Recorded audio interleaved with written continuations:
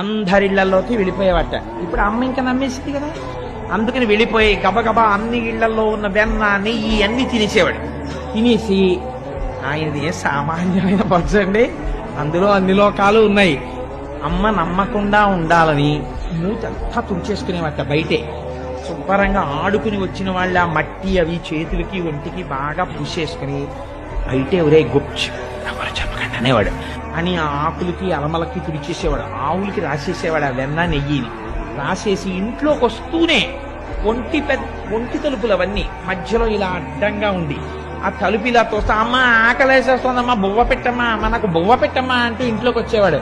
అమ్మ అనుకునేది పాపం ఎంత ఆకలేస్తుందో, ఇందాక ఎప్పుడో పాలు తాగి వెళ్ళిపోయాడు పిల్లాడు, చెప్పి దానన్నా బువ్వ పెడతాను అని చెప్పి నీ కోసం పప్పు వండాను, నీ కోసం చక్కెర పొంగలు వండాను అని అన్నీ కూర్చోపెట్టి కలిపి నోట్లో పెడితే కథ చెప్పు తింటాడు.